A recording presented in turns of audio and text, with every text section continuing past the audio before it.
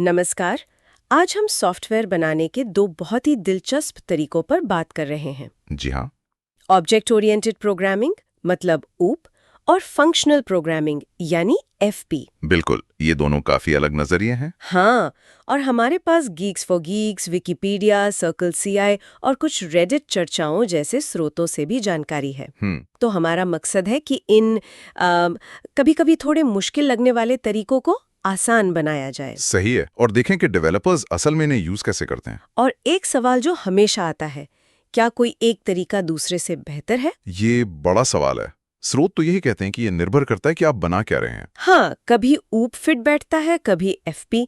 तो चलिए इसी में थोड़ा और गहरे उतरते हैं। बिल्कुल। तो कहाँ से शुरू करें? OOP पैटर्न से? हाँ, ऊप डिजाइन पैटर्न से शुरू करते हैं। ये क्या है असल में?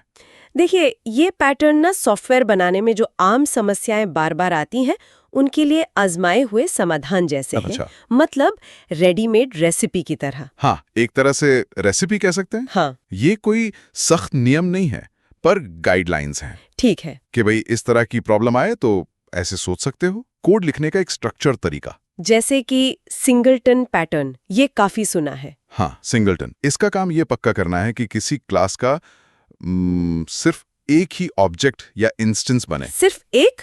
पूरी एप्लीकेशन में? हाँ, और उस एक इंस्टेंस को कहीं से भी एक्सेस किया जा सके। लेकिन क्या इससे ये खतरा नहीं कि वो एक ग्लोबल वेरिएबल जैसा बन जाए?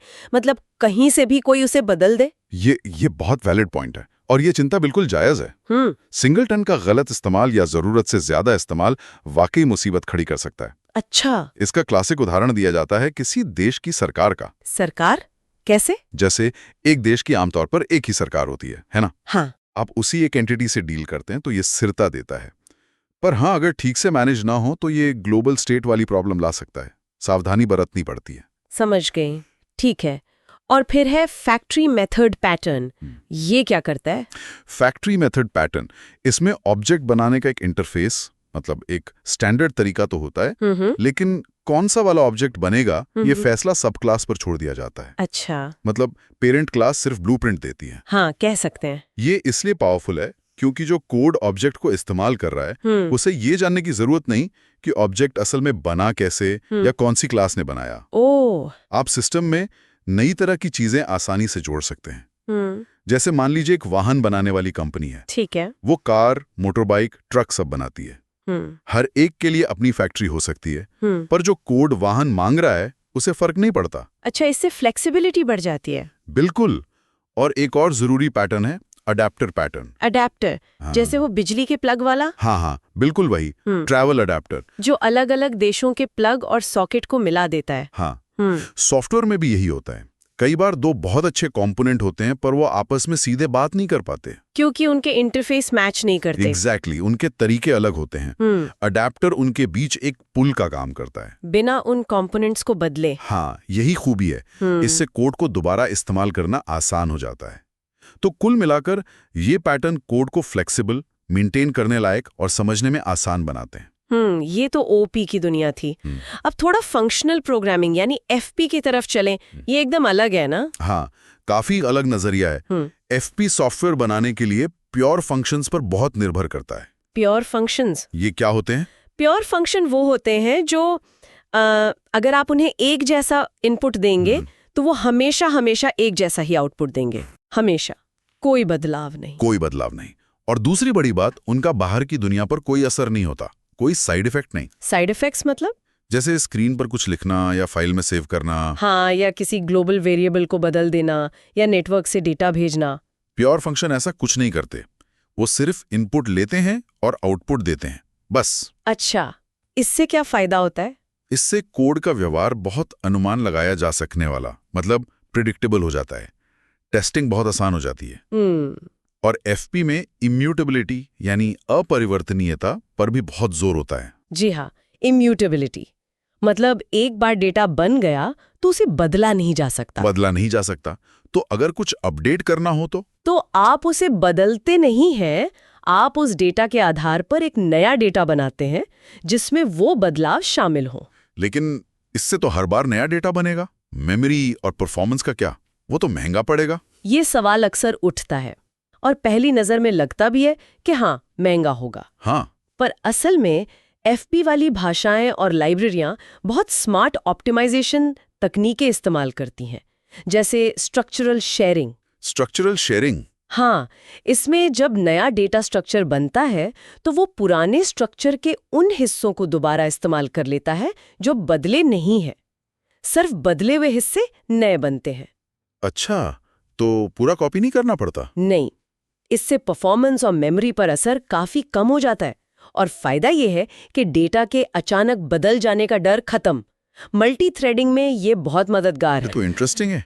और एफपी साइड इफेक्ट से बचने की बात करता है। हाँ, एफपी का लक्ष्य ही होता है साइड इफेक्ट्स को कम से कम करना या फिर उन्हें कोड के एक कोने में समेट देना। क्योंकि साइड इफेक्ट्स ही तो अक्सर बग्स की जड़ होते हैं ना। बिल्कुल। जब आपका फंक्शन सिर्फ कैलकुलेशन कर रहा है और बाहर कुछ बदल नहीं रहा तो उसे समझना और टेस्ट करना बहुत आसान हो जाता है। और एफपी अक्सर डेक्लेरेटिव स्टाइल में होता है, इम्पेरेटिव के बजाय। हाँ, ये भी एक बड़ा फर्क है। इम्पेरेटिव स्टाइल में आप बताते हैं कि कैसे करना है, स्टेप बाय स्टेप, जैसे फॉर लूप लिखना। ठीक है। डिक्लेरेटिव स्टाइल में आप बताते हैं कि क्या करना है। जैसे रेडिट की एक चर्चा में था, लिस्ट को फिल्टर करने के लिए आप लूप लिखने के बजाय डॉट फिल्टर जैसा फंक्शन इस्तेमाल करते हैं। हाँ, ये ज्यादा साफ लगता है। ये एफपी में हायर ऑर्डर फंक्शंस की वजह से मुमकिन होता है। ऐसे फंक्शंस जो दूसरे फंक्शंस को इनपुट की तरह ले सकते हैं या आउटपुट की तरह दे सकते हैं।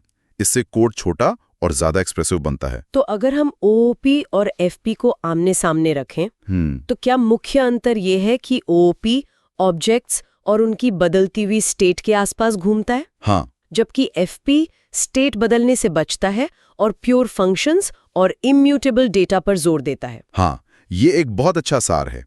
ओओपी दुनिया को ऑब्जेक्ट्स के कलेक्शन की तरह देखता है जिनकी स्टेट बदलती रहती है। एफपी दुनिया को डेटा फ्लो और ट्रांसफॉर्मेशन की तरह देखता है। नॉर्मन रैमसे का एक नजरिया भी था शायद कि कब किसे इस्तेमाल करें। हाँ, उनका एक दिलचस्प पॉइंट था। वो कहते हैं कि एफपी तब ज्यादा अच्छा काम करता है जब आपके पास ऑब्जेक्ट्स या डेटा टाइप्स का सेट फिक्स हो, लेकिन आप उन पर नए नए ऑपरेशन या फंक्शन लगाना चाहते हो। अच्छा। और ओओपी तब बेहतर है जब आपके पास ऑपरेशंस, मेथड्स फिक्स हों, लेकिन आप उन्हें नए नए तरह के डेटा या ऑब्जेक्ट्स पर लागू करना चाहते हो। ये तो सोचने का एक अलग तरीका है। हाँ, पर आज की हकीकत ये भी है कि ज्यादातर मॉडर्न भाषाएं, जावास्क्रिप्ट, पाइथन, सी शार्प, ये सब मल्टी पैराडाइम है। मल्टी पैराडाइम मतलब वो किसी एक तरीके से बंधी नहीं है। वो ओओपी और एफपी दोनों के फीचर्स देती हैं। तो डेवलपर मिक्स एंड मैच कर सकते हैं जरूरत के हिसाब से। बिल्कुल। आप एक ही प्रोजेक्ट में ओओपी स्टाइल में क्लास बना सकते हैं और साथ ही एफपी स्टाइल में प्योर फंक्शंस और इम्यूटेबल डेटा स्ट्रक्चर्स का भी इस्तेमाल कर सकते हैं। तो ये ओओपी वीएस एफपी की लड़ाई थोड़ी पुरानी हो गई है। हाँ। अब फोकस इस पे ज्यादा है कि किस काम के लिए कौन सा टूल या कॉन्सेप्ट ज्यादा फिट बैठता है। दोनों के अपने फायदे। तो संक्षेप में कहें तो ओओपी डिजाइन पैटर्न हमें समस्याओं के लिए स्ट्रक्चर्ड, रीयूजेबल समाधान देते हैं। हाँ। और एफपी हमें प्योर फंक्शंस और इम्यूटेबिलिटी के जरिए ज्यादा भरोसेमंद, प्रिडिक्टेबल और टेस्ट करने में आसान कोड लिखने में मदद करता है। बिल्कुल सही। कोई एक हमेशा दूसरे से बेहतर नहीं है। चुनाव कॉन्टेक्स्ट पर निर्भर करता है। तो जाते जाते एक सवाल मन में आ रहा है। पूछिए। क्या फंक्शनल प्रोग्रामिंग के जो सिद्धांत हैं, जैसे प्योर फंक्शंस का इस्तेमाल, साइड इफेक्ट्स को कम करना, इम्यूटेबिलिटी को अपनाना, क्या ये उन कोड बेसिस को भी बेहतर और सरल बना सकते हैं जो मुख्य रूप से ओओपी में लिखे गए हैं? मतलब क्या हम ओओपी करते हुए भी एफपी की अच्छी बातें अपना सकते हैं? ये बहुत ही बढ़िया सवाल है और मेरे ख्याल से इसका जवाब है हाँ, बिल्कुल। आप भले ही पूरी तरह एफपी ना अपना रहे हो, लेकिन उसके सिद्धांतों को अपनाने से, जैसे फंक्शंस को जितना पॉसिबल प्योर रखने की कोशिश करना, स्टेट को बेवजह ना बदलना, साइड इफेक्ट्स को मैनेज करना, इनसे किसी भी तरह के कोड बेस को फायदा पहुंच सकता है। हाँ, ये सोचने वाली बात है। कोड को सरल और भरोसेमंद बनाना तो हमेशा ही अच्छा है, चाहे स्टाइल कोई भी हो। बिल्कुल।